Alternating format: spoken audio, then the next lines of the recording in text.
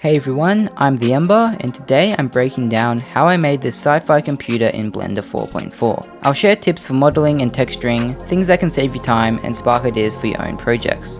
Stick around and I'll show you how it all came together.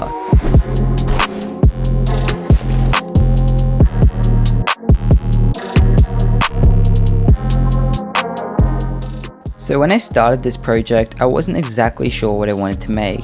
I knew I wanted to practice hard surface modeling, so I searched online for sci-fi objects to get some ideas. I found an original artwork made by Rachel Frick that caught my eye.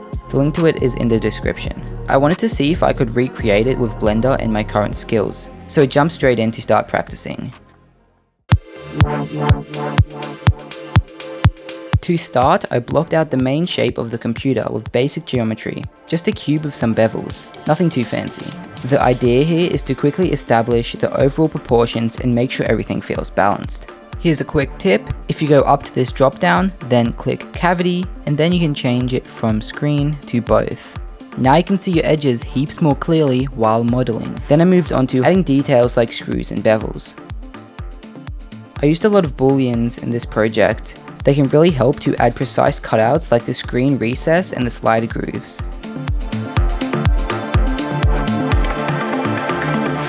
This is where I got into the fun stuff, adding all the little details that make the design pop. Crisp edges are crucial for hard surface models, and that's where bevels come in. You'll notice I used hardops and box cutter a lot in this part. They're amazing hard surface modeling add-ons. They really helped me make intricate shapes without wasting heaps of time. That doesn't mean you need a paid add-on though. You can do all the things I did in vanilla Blender, but paid add-ons can speed up your workflow dramatically. Okay, so let's get back to the details. You can see the panel lines and the buttons are small touches, but they really bring the model to life. They help tell a story and make it feel more like a functional piece of futuristic tech.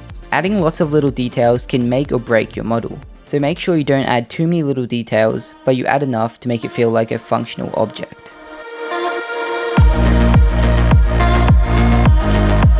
When it came to texturing, I focused on making the materials feel realistic but futuristic. I mostly used metallic materials. They really don't need to be complicated, but I did use an add-on called Grunge to add a more used feel. If you want to make a realistic metal shader, I recommend watching this video I made.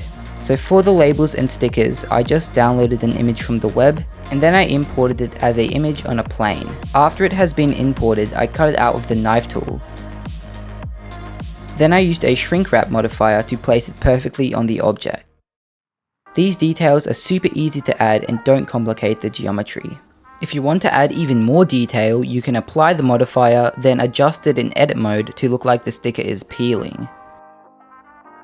And of course, the glowing screen was done with an image texture plugged into the emission to give it a more high-tech glow.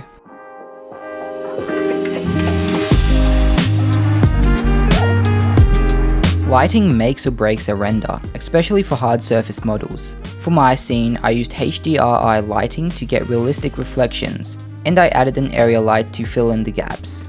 Then I played around with the camera to find an angle that highlighted the clean edges and textures. Here's another quick tip: if you press Shift and tilde while in camera mode, you'll enter fly mode, which allows you to move the camera around with the WASD keys.